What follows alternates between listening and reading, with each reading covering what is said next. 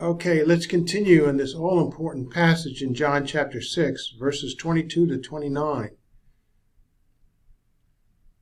John chapter 6, 22 to 29. It can be so easily misinterpreted if you don't read it carefully. See what the words say. John chapter 6, 22 to 29, and then we were at point D. So here's 22 to 29. We finished A through C. Now we're point D.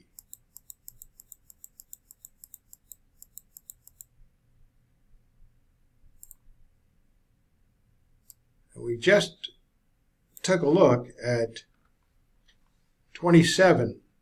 Work not for the food that is the perishing kind, but for the food that is the enduring kind to life eternal, which the Son of Man will give to you. From him did the Father seal. In other words, the Father sealed, even God, the Father, sealed the Son of Man for this purpose, and sealed the eternal life that you receive. And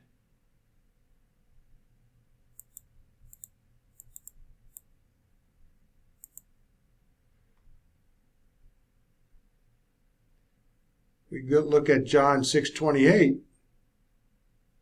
They asked him, well, what shall we do to do the works of God? And Jesus' answer was, this is the work of God, that you believe in him whom he has sent, who he, God, has sent. So we'll go back to D and review and move on. You review a little bit and then move on to the next portion of this all-important passage. Point D, Jesus' declaration that the Son of Man will give to you food that is the enduring kind to life eternal, portrays the specific and unique Son of Man, the representative of all humanity. Jesus referred to the Son of Man in such a way that it pointed to himself, and by this he corroborated his mission to make provision for eternal life for the whole world as a free gift. His declaration implied that he had the authority and power to give eternal life, which in turn implied that he himself was eternal, indicating deity. Finally, Jesus proclaimed that he, the Son of Man, had the seal, the absolute approval of God the Father, for all that he was and did. That's a little awkward, the Greek here, and I used the Young's Literal Translation, and so this explanation is all important to verify. And you can check the other translations as well, the NASB and the New King James Version, and they reword it a little bit better, more clearly, but I wanted to present to you the actual word order of the Young's Literal Translation to make sure to you and to myself that I'm not twisting the translation into what a lot of people would like to twist it into. You have to work for food by believing. Believing isn't to work, so it's a play on words. So Jesus' declaration, right here, Jesus' declaration that the Son of Man will give to you food that is enduring kind to life eternal portrays the specific and unique Son of Man, the representative of all of humanity. Jesus referred to the Son of Man in such a way that it pointed to himself. By this he corroborated his mission to make provision for eternal life for the whole world as a free gift. His declaration implied that he had the authority and power to give eternal life, which in turn implied that he himself was eternal. You can't be the author of eternal life unless you're eternal, and then if you are eternal, you're God, indicating deity. Finally, Jesus proclaimed that he, the Son of Man, had the seal, the absolute approval of God the Father, for all that he was and did.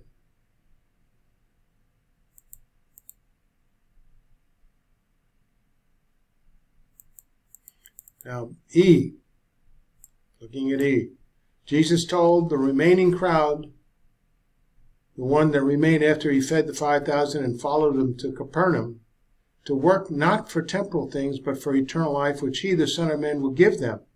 Gift. The crowd asked Jesus, what shall we do that we may work the works of God? Their focus was on a list of things they had to do to receive eternal life. And they missed what Jesus said about giving them eternal life as a free gift.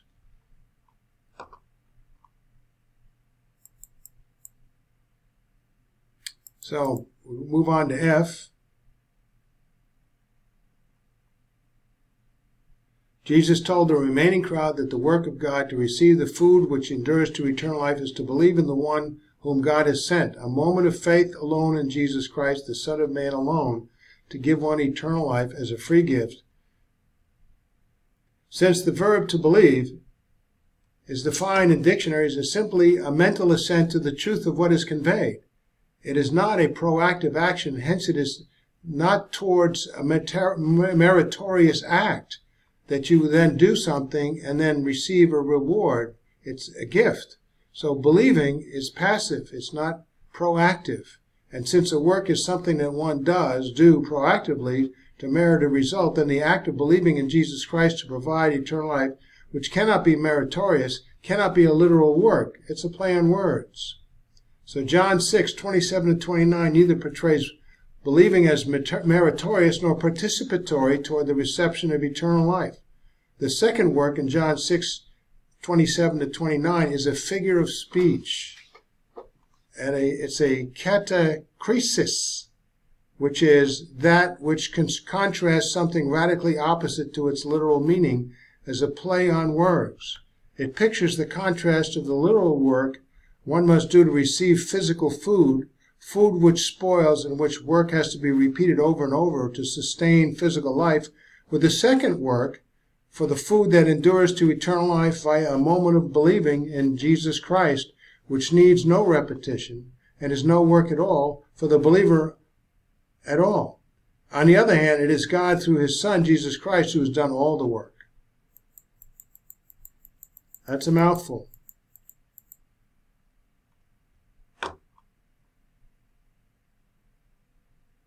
Now we move on to point G.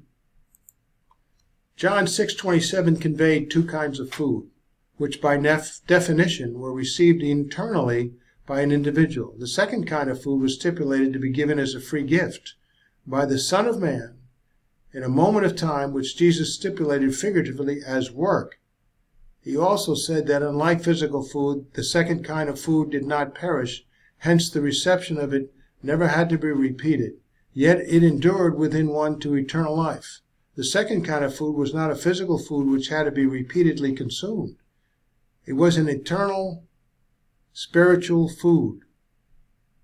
In John 6:29, Jesus said that the work by which one internally received the food that endured to eternal life was defined as a moment of faith alone in the Son of Man alone, the one God has sent, Jesus himself. The food which endured to eternal life when received within one was the permanent spiritual indwelling of Jesus Christ, the Son of Man, who endured in one forever unto eternal life as a once-for-all time reception at the moment one believed in him. Doing other things and further moments of believing were not stipulated, it's not in view. Nevertheless, eternal life once received is forever. If you lost it, it wouldn't be forever. So its quality is eternal.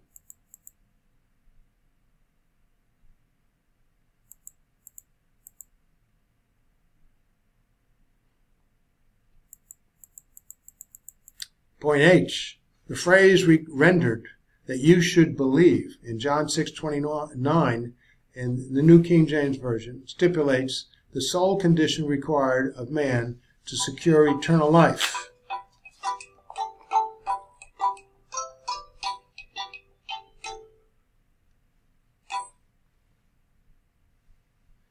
A moment of faith alone in Christ alone is the sole condition. This rules out continuous faith, water baptism, confession, faithful works, any subsequent action. Once one expresses a moment of faith alone in Christ alone, eternal life is instantly received forever because it itself is eternally continuous and uninterruptible by definition and by nature. There is neither time after that moment of faith alone nor requirement by God to do anything else but before eternal life is received and forever secured by God. I misspelled that word. I'll go fix that.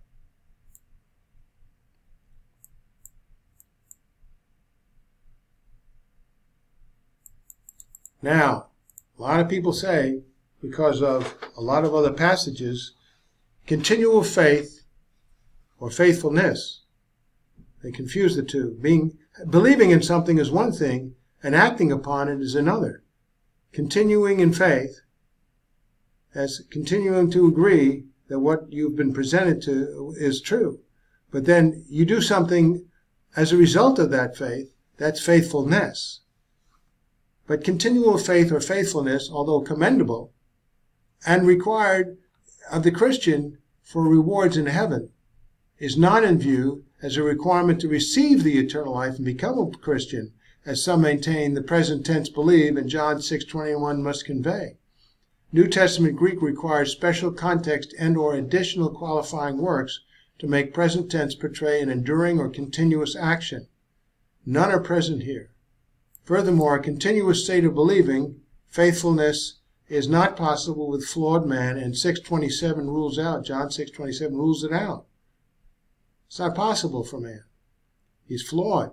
Finally, eternal life could not be offered on the basis of continual faith or faithfulness, because if one could lose eternal life due to a lapse of faith or an act of unfaithfulness, then it could not be eternal.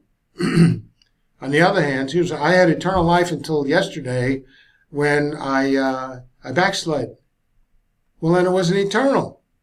On the other hand, what is enduring is the food which provides eternal life, which one receives from God at the moment of faith alone in Jesus Christ alone, the permanent spiritual indwelling of Jesus Christ himself. We'll find out in other passages this is done via the Holy Spirit at the point of faith alone in Christ alone.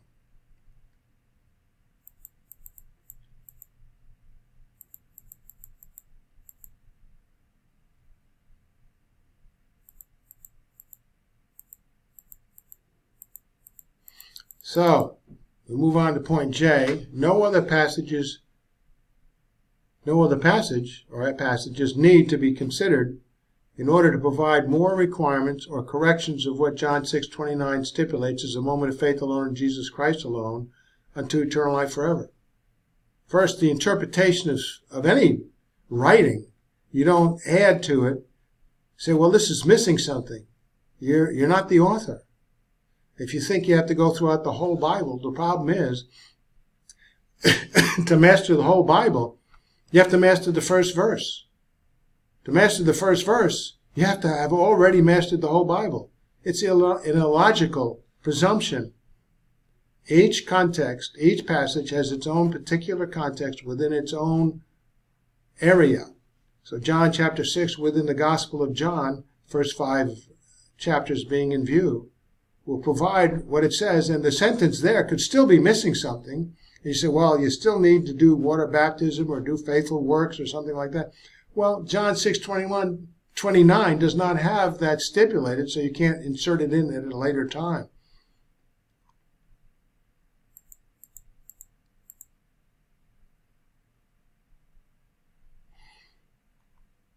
Now, if a verse could be found that adds more than a moment of faith alone in Jesus Christ alone in order to receive eternal life, and it cannot in Scripture if you view it and interpret it properly, then John 6:29 and hundreds of other verses throughout the Bible which convey the same message of a moment of faith alone in Christ alone still could not be edited to include anything more than the moment of faith alone in Christ alone as necessary to gain eternal life forever, because that's what the context of these many, many verses limit themselves to. Furthermore, Jesus, the Son of God, would be wrong in what he said by leaving something out. But when Scripture is properly used to interpret Scripture, nothing will be found to contradict any of these verses.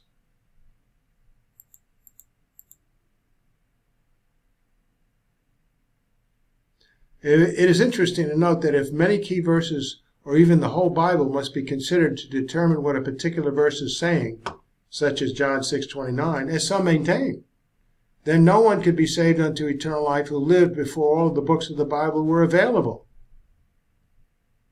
casting aspersions on God, his character. Furthermore, no one could determine what a verse was saying because it would depend upon mastering what every other verse in the Bible, every other key verse in the Bible is saying beforehand, an impossibility with flawed mankind and an insurmountable illogical problem of circular reasoning.